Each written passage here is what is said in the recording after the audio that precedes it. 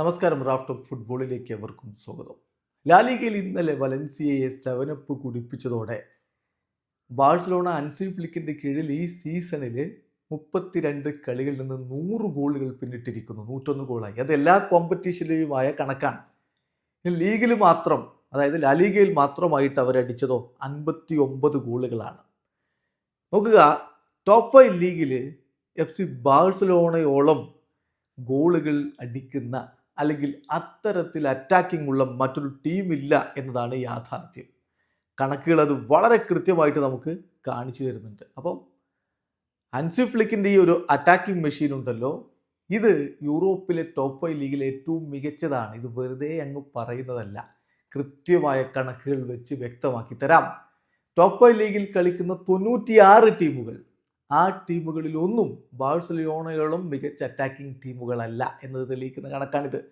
ഒരിക്കൽ കൂടി പറയട്ടെ, ഇതെല്ലാ കോമ്പറ്റീഷനുമായി കണക്കല്ല, ലീഗുകളിലെ മാത്രം കണക്കാണ്. ബാഴ്സലോണയാണ് ഇപ്പോൾ ടോപ്പ് 5 ലീഗിൽ ലീഗ് മത്സരങ്ങളിൽ ഏറ്റവും അധികം ഗോളുകൾ നേടിയിട്ടുള്ളത്. മോസ്റ്റ് ഗോൾസ് 59 ഗോളുകൾ. ഇനി മോസ്റ്റ് അക്യുമുലേറ്റഡ് എക്സ്പെക്റ്റഡ് ഗോൾസ് അത് നോക്കിയാലും ബാഴ്സലോണയാണ് മുന്നിൽ, 54.59.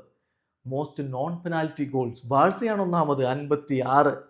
Most non penalty expected accumulated അവിടെയും ബാഴ്സ ഒന്നാമത്, 51.44.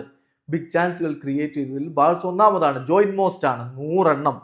സോ ഹൻസി ഫ്ലിക്കിന്റെ അറ്റാക്കിംഗ് മെഷീൻ എല്ലാ ടീമുകളെയും ഭയപ്പെടുത്തുന്ന ഒന്ന് തന്നെയാണ് എന്നർത്ഥം. ഇപ്പോൾ എല്ലാ കോമ്പറ്റീഷനുകളും നോക്കിയാലും 32 മത്സരങ്ങളിൽ നിന്ന് 101 ഗോളുകളായി കഴിഞ്ഞു. 23 വിജയങ്ങൾ, 3 സമനിലകൾ, 6 തോൽവികൾ. അതാണ് ബാഴ്സയുടെ ഈ സീസണിൽ ഇതുവരെയുള്ള സമ്പാദ്യം. 38 ഗോളുകളെ തിരികെ വാങ്ങിയിട്ടുള്ളൂ. ഒരു പക്ഷേ ലാലിഗ നേടിയേക്കില്ല, വേറൊരു കിരീടവും നേടിയേക്കില്ല, അങ്ങനെയൊക്കെ സംഭവിക്കാം. പക്ഷേ ബാഴ്സ ഇപ്പോൾ ആരാധകർക്ക് ആവേശം നൽകുന്നുണ്ട്. ഫ്ലിക്ക് തിരികെ കൊണ്ടുവന്ന ഏറ്റവും പ്രധാനപ്പെട്ട കാര്യം അതാണ്. വീഡിയോ അവസാനിക്കുന്നു. ഫുട്ബോൾ ലോകത്ത് കൂടുതൽ വിശേഷങ്ങളുമായി റാഫ് ടോക്സ് കൊണ്ടുവരാം.